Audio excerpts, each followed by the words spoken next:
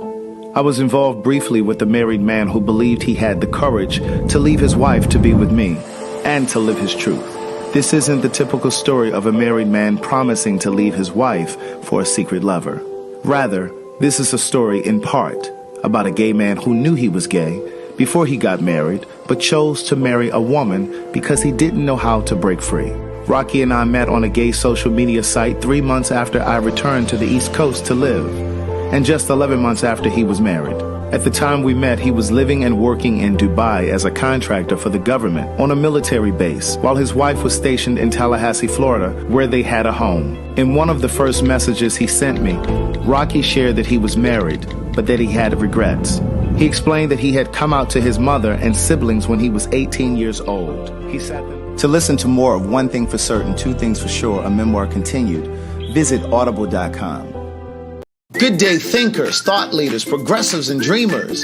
I'm Craig the Writer Stewart, and this is So Much to Say YouTube TV. These are my thoughts in my voice on black shit, white shit, gay shit, and everything in between. So Much to Say YouTube TV is the place that you come to learn and grow, because we discuss socially relevant things mixed with a splash of humor. If you know you have tissue paper feelings, this probably isn't the channel for you. However, since you're here, I just need for you to do two things. Hit the like button, make sure you hit the subscribe button, and turn on that little bell so that you get the notification every single time that I go live or upload something new. I'll see you soon. Bye. Hey girl, hey. Oh yeah, this is good camera view right here. I was worried that I didn't have the camera set up right. You know, in a good section. Good day, thinkers, thought leaders, progressives, and dreamers. I'm Craig the Writer Stewart, and this is the Facebook and YouTube live versions of So Much to Say. These are my thoughts in my voice on black shit, white shit, gay shit, and everything in between. I'm in the car with Ryan. Let me explain something to y'all. We're going to jump into this conversation about Rothaniel over there on HBO. But don't be assaulted, my friend, in the grocery store, okay? Don't be coming up to my friend talking about, I know you. I watch you on Craig's Live. Leave my friends alone, okay? When you see my friends in public. I don't. No, Ryan was like, oh my God, this guy came up to me in the grocery store yesterday. But no, it was sweet. He thought it was sweet. But at any rate, Ryan came in the house today because we're on our way to the gymnasium. Even though it's raining. Ooh, look at this monsoon. We don't want a hydroplane. I would hate to drop you off over there. We don't want a hydroplane. Even it fell over there in them trees. Can't even make it to my own birthday. Right. Ryan's birthday is coming up this weekend. Oh, come on, monsoon. That's why we're in this Jeep. Come on, Jeep. Okay, come on. These windshield wipers got to kick in. They got to kick in. Okay. But listen, so Ryan came in and was just like, well, did you get to watch Rothaniel? Well, I watched it twice. So I watched it the other day. And I watched it again last night because I wanted to be able to speak to you from a place of education. Amen. I wanted to be able to speak to you from a place of knowledge. I didn't want to go off of the first, my first pass of the program. Not program. And so I watched it again. And indeed, it was necessary that I watched it again because there were things that I missed the first go round. Because you don't pay attention. I do pay attention, but what happens with me is when I'm watching something, my mind will start to go someplace else. Like I'll start thinking about things more in depth. And so then I'll miss like the next 2 minutes of what you said. Because I'm processing. I'm thinking, you know what I'm saying? So we're on our way to the gym. Somebody said, where y'all going? We're on our way to the gym, niece. We know it's raining, but we ain't working out outside. We're working out inside. See, that's the excuse some of y'all make for not going to the gym. Hopefully they got power. They better have power over here at this gym, or we will be working out in the parking lot. I would assume that. Somebody said, so you're not paying attention. I am paying attention. I'm processing. Thank you. So what was your take on it? Go ahead. Let me hear what you think. So I thought it was really good. I will say that I resonated with the part where he was talking about like his brother. Yeah. My brother is like, I'm happy with you. I just don't like your lifestyle. And so you have a brother that feels the same way. You never told me that. My oldest brother. How old is your oldest brother? He just turned 50. Okay. loves me to death, but you know he is so opposed, you know, to the whole gay life.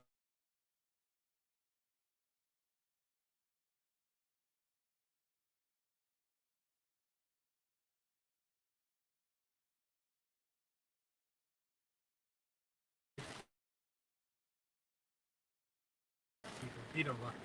Hmm. They said his voice is so soft. I got the Janet Jackson. They're saying you have a woman's voice. That's what they're saying.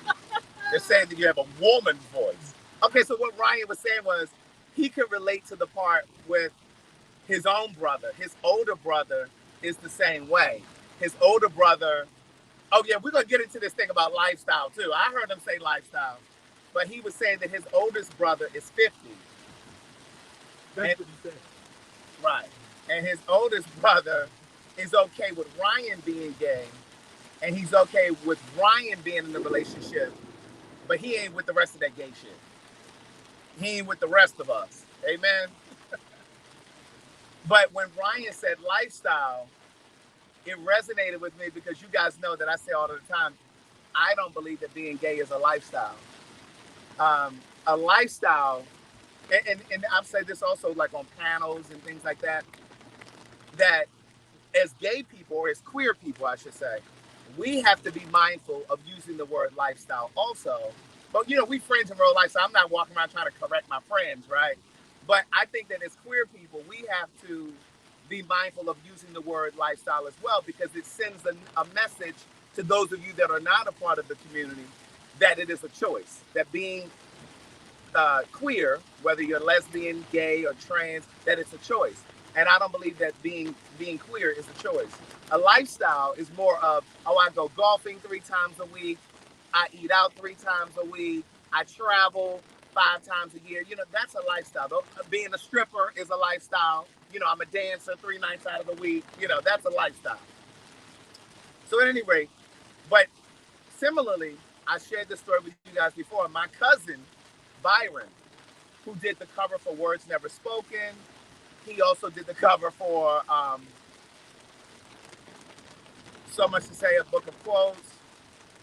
He did those 2 books. But my cousin is the same way, and I shared with you guys before about how he had a coworker that was really, really flamboyant, and he would just kind of turn his nose up at the guy, and he would just avoid the guy. He didn't like to interact with the guy. He said he's just so feminine, like it just gets on my nerves.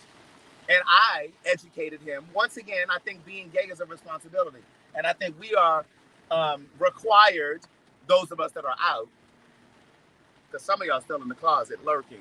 But those of us that are out, it's our responsibility to educate our family members. And so I schooled my cousin. I said, listen, I understand that you may not understand it, you may not get it, that kind of thing, but I don't want you mistreating him just because he's feminine. And it makes you uncomfortable, because what you need to do is examine why that boy's femininity disturbs you. Because, see, that's a personal problem. And so I went on to explain to him, I said, you wouldn't want somebody mistreating me because they don't like gay people or they have an issue with gay people. I said, so I don't want you to do that to him. So that was that part. Was there anything else that resonated with you from the Dating white men? Dating white men. When you heard the crowd talk, when the crowd got all in a hoopla about dating white men, Because Ryan will dip into other communities. I'm open to all. Ryan is open to all. Now, he's currently with a black man. Amen. His last few relationships have been with black men. But he has dipped in the vanilla ocean before. Nothing wrong with it. Well, I mean, I'll never know, because that's not my interest. If anybody's interested in the truth. We won't go into that. Go ahead. I think I'm too black for that. Too black? Now, if I dated a white guy, well, first of all, there's Carlton, so I ain't got to worry about that. But if I was to date a white guy, he would have to be really, really comfortable with me getting their asses together. Hey, man, what's up, Wisdom? I ain't seen you in a minute. He would have to really be comfortable with me getting white folks together. And he would have to be really comfortable with me being so firm in my blackness. Now, as somebody who's watched it twice, what is your take? Okay, so I actually have notes. Note-wise thunderstorm. Okay. I have notes as to, you know, how I was impacted by this whole documentary. It's not even, it's a comedy special. It's not even a documentary. It's a comedy special. And the reason why it was so good to me was because it was laced with just enough funny, right? His therapy session. It was, what do I say right here? I say it was really a therapy confessional. Look, right here, look. This was like a therapy confession session. That's really what it was like. But it was funny too, because he would make sure he wrapped it in humor. I make a left up here, don't I? That is correct. Hey, Diamond, I can't read it because I'm driving. What does that say right there, Ryan? Your cataracts. Okay. I just wanted to send you a little something as a token of my appreciation for giving me guidance and warm comfort. I still have moments of tears, but I know this will pass. Oh, you're welcome. You're welcome. Thank you, Jasmine. I mean, Diamond. I said Jasmine. Come on, OneNote. Okay, so here are my notes. Look at all my notes. I had notes. So this one, look at them notes. Why so you had to watch it twice? Because I want to get on here speaking intelligently. Amen. So one of the first things that I noticed was there was a thread going through the entire episode, right? And it was, the thread was about secrets. He started talking lies and secrets. And that connected the story. This idea of lies and secrets connected the entire story. And so it was like his family secrets and then his secrets from the family. So it was his family secrets with all of the children and all of those bastard children that the family had, the fathers, the men in the family had. But then it was also his secret from his family. And so I thought there were a lot of parallels in the story that he was telling. And I said, one of the that I noticed was his disappointment in how his mom reacted to the news that his father had been sleeping around and had all these other children. Like, Jerrod was really, really disappointed. He said his mom reacted quite different than he expected. So I think he was expecting for her to leave or to at least react, you know, in some sort of a way. But she did. Remember the home video we watched? Right. When he actually talked to her. Exactly. And so he was basically saying that the next day, yes, educated laced with ghetto. But what he was saying was the next day after his mom found out that his father had all these illegitimate children, she got up the next day and made him breakfast. And he just didn't, he was disappointed to a degree. But then the other parallel, but he forgave her. I mean, not forgave her, but he still understood. He understood, you know, and let it go and recognized that she had to process that the way that she needed to process that, right? But she can't seem to move past this idea of him being gay. So he was able to move past, you know, how she responded to his father, but she can't seem to move past him being gay. And so she said,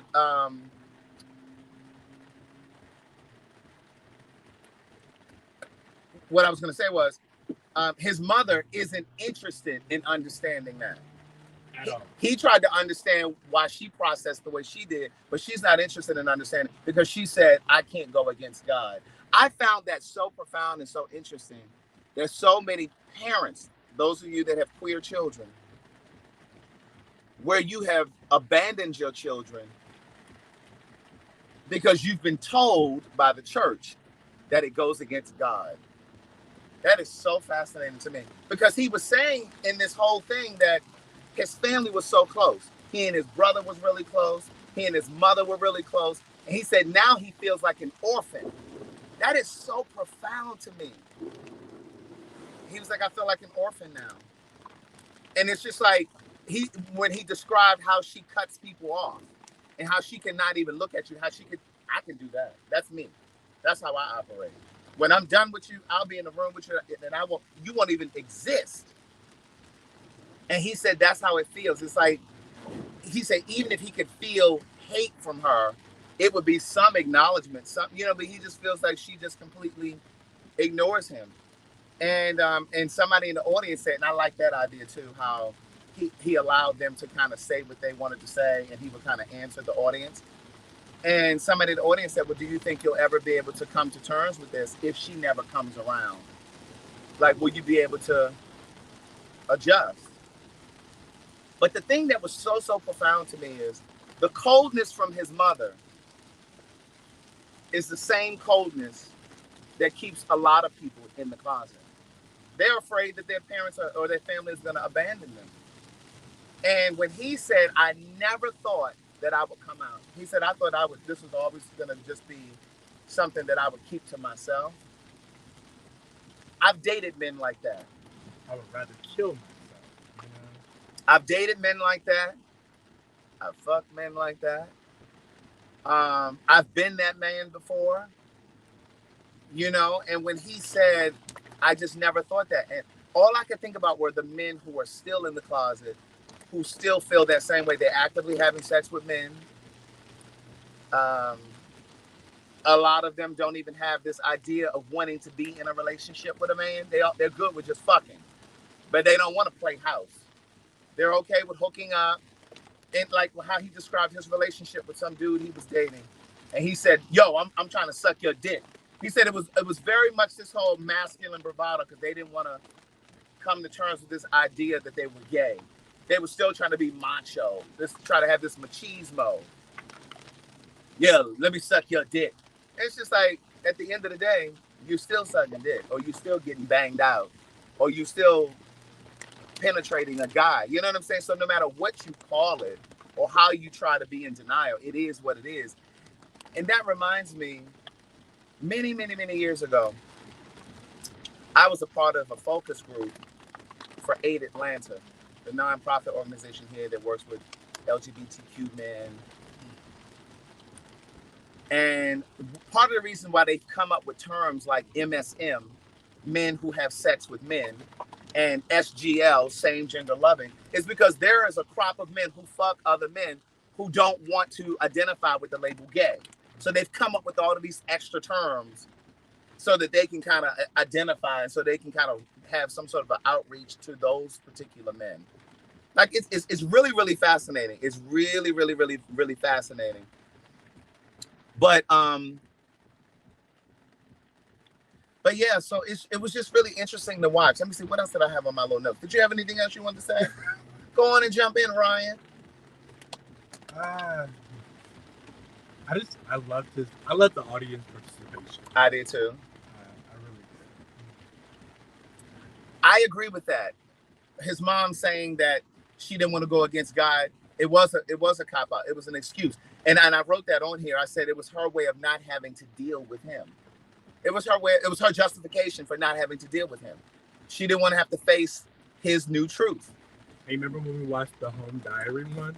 And she was just sitting there, she was shaking her leg, and she raised over that whole comment when he said, I've hooked up with guys before. Yeah. And she went right over to the next conversation. Right. Ryan is talking about a different documentary that we watched on him. I'm making a right here. Yeah. Where he and his mom actually had a conversation. But here's the thing. Somebody said, they said something different on the Breakfast Club. They said on the Breakfast Club that he was bisexual. How many times have I said to you guys, a lot of men initially identify as bisexual because they're on the road to becoming gay. When they first start messing around with guys and they still have an affinity for women, they'll say, oh no, I'm bisexual. But then after long, they realize, no, you gay. You just hadn't tapped into it yet. You know what I'm saying? Like you were just on your transition, from dating women to now exclusively dating men.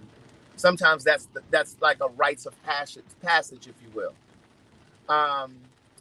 But it was something else that I had on my notes where, but it was fascinating too how he himself realized that he was being self-righteous in the way that he was judging his father for having having these secret families and all these secret affairs. But then he realized, I too have been keeping a secret.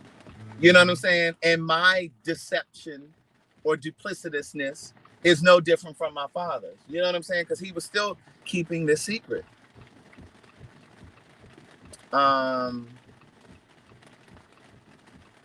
It's like, where does he go from here? Oh, this is what I was going to say too.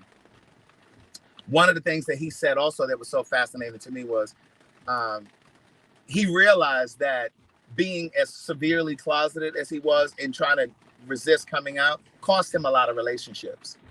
I've said that about so many closeted men, so many DL men. And I even said it recently. Carlton and I had a conversation about, we had left Swinging Riches that night, one of those last nights that they were open.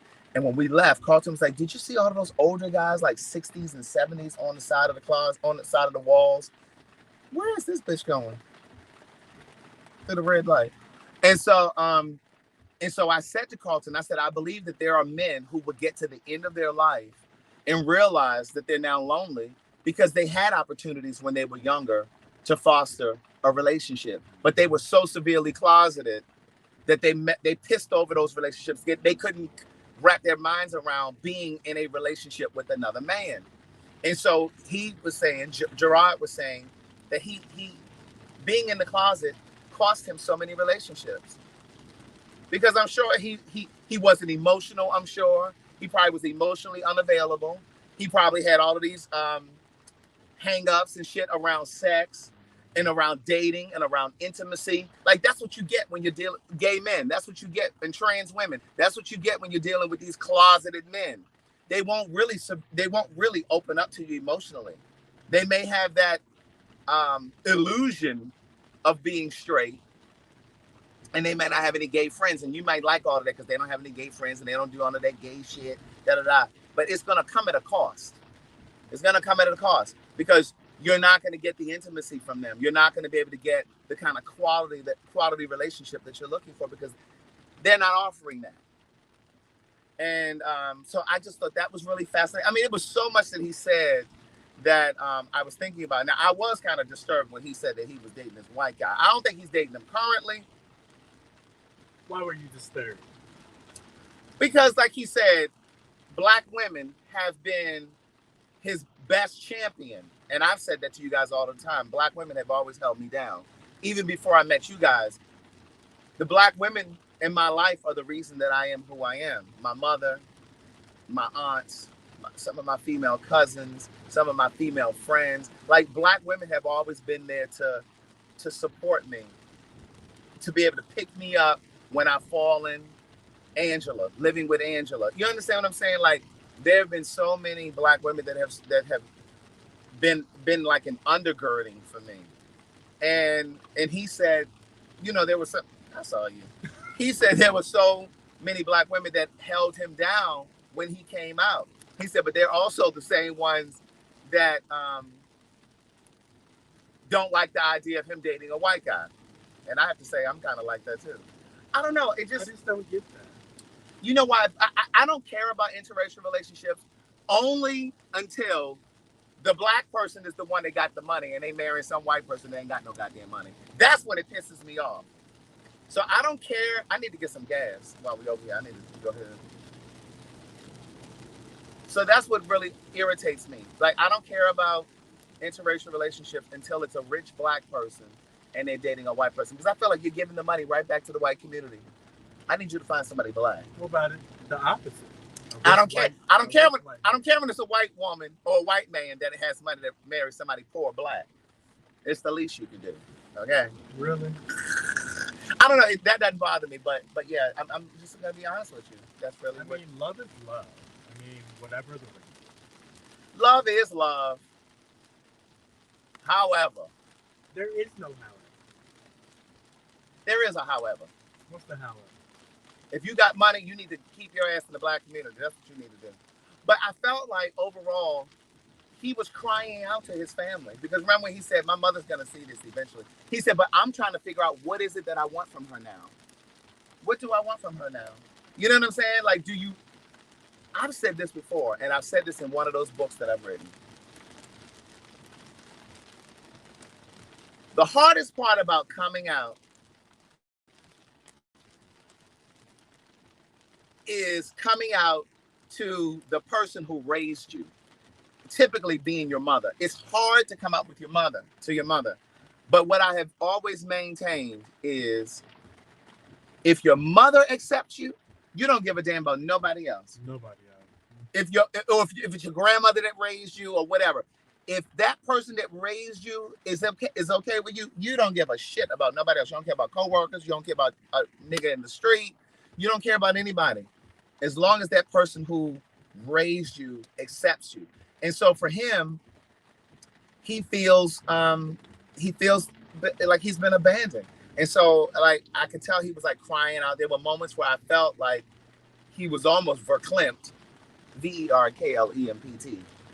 I think he was almost verklempt, but he kind of would crack a joke, or he would cower, he would cover his head, cover his face. Like you could tell the moments where it was very uncomfortable for him, and it was emotional for him. And but I just thought it was spectacular. I wonder what her church friends were saying to her.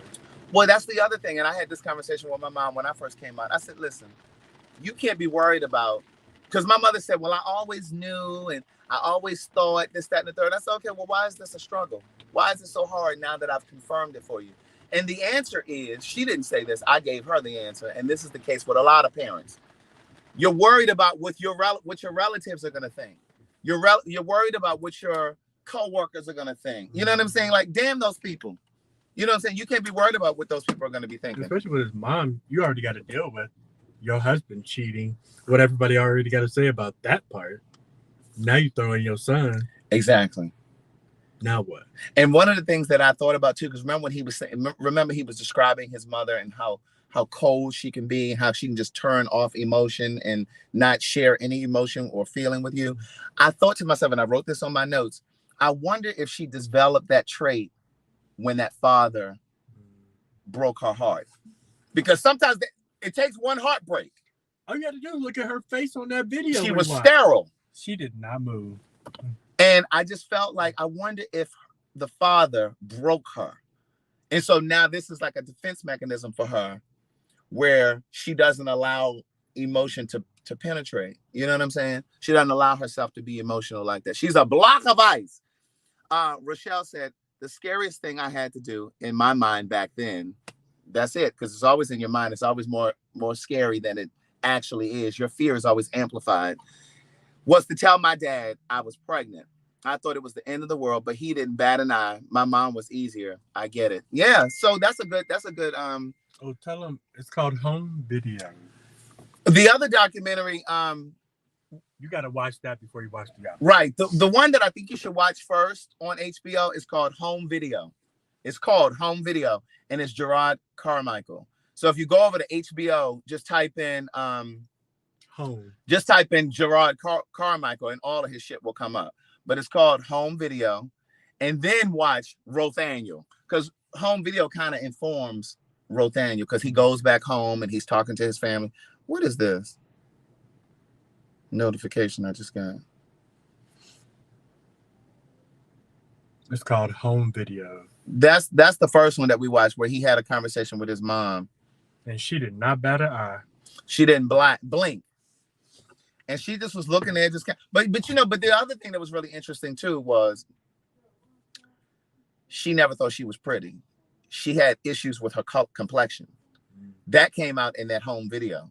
Remember, he said, so you still don't think you're pretty? She said, well, no, I think so now. But she went through her whole childhood and adolescence not really thinking that she was attractive. And she was really, really color struck, because people have made her feel that her complexion was less than pretty. And so that ties into, which to me, and that's me thinking somewhere else, that ties into a feeling of lack of self-worth. And maybe part of the reason why she stayed with that father after he didn't had all these children outside of the marriage, because she doesn't really know her self-worth. And that's connected to her growing up and not feeling pretty and all of that other stuff. Now, I got to stick my card over here in this thing and get this gas. So can you hold it down while I... He put it down, put it down. That's the Jasmine Sullivan. HBO will go down all the time. Watch the Home Video. It's really good. It's only like 30 minutes, but it's good. His mother is like the last conversation he had.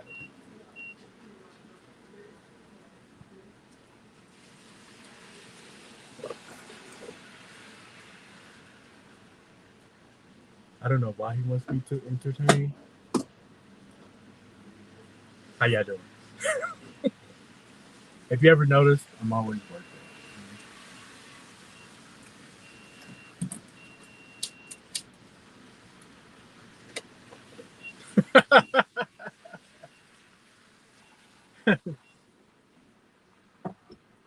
I know. 4 kids?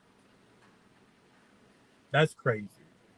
What Somebody happened? said, ain't no way the mama didn't know about them kids. Right. And then the other thing is, remember, he said his father's father had 23 children outside of his marriage. Mm-hmm. I think the father had 3 with the wife.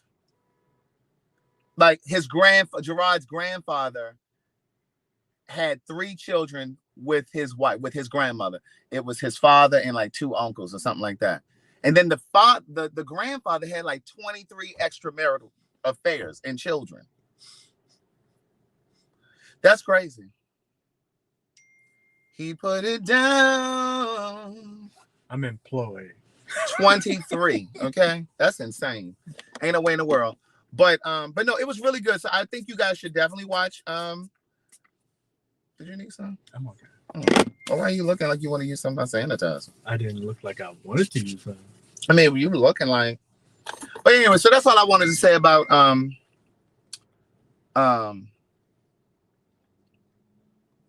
colorism is a whole nother conversation. Listen, a whole nother. Oh, this is what I was going to say too. The reason why I think it was brilliant also is because, is that me? It still took $53.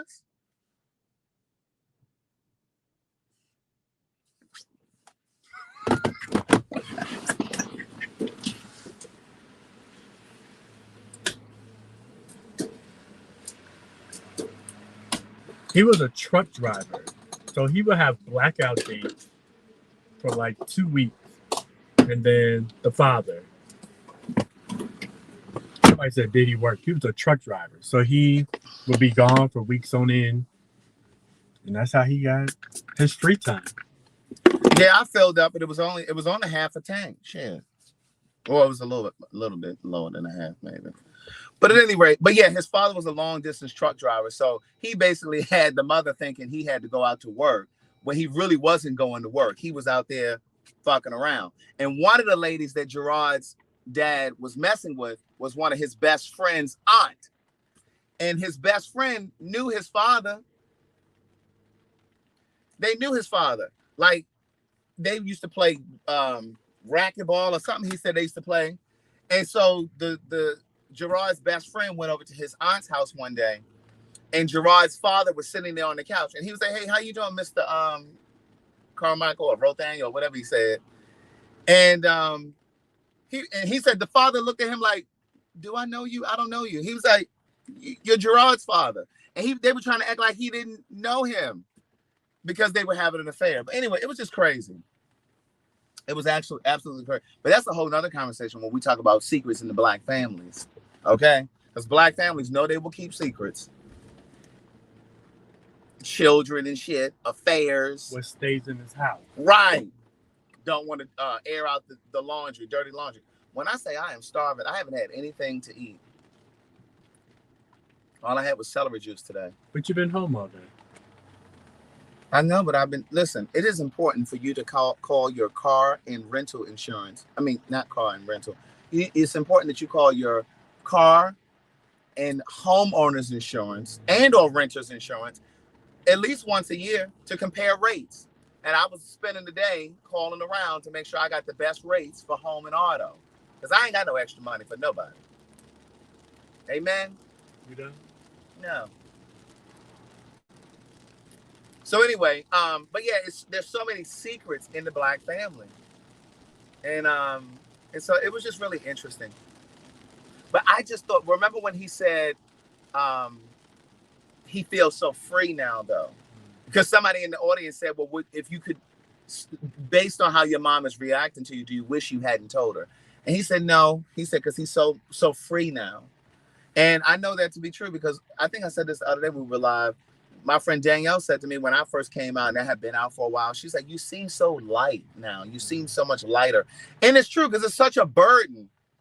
It takes a lot to cheat, to lie, to sneak around, to try to keep up these secrets. You understand what I'm saying?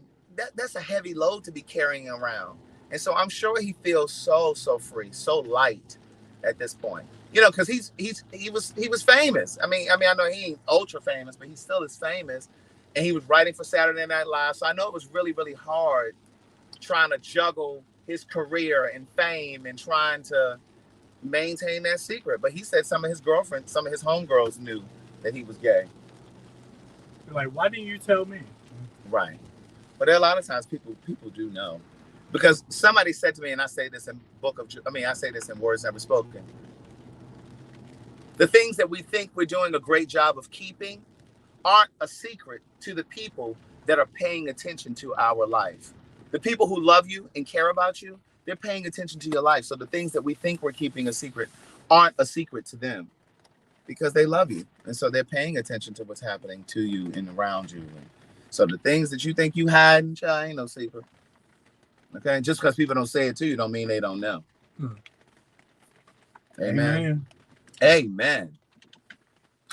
But yeah, it was really, really good. But I just thought it was brilliant also because it's just like you done basically got paid by HBO to sit up here and do this little conversation, which was freeing for you.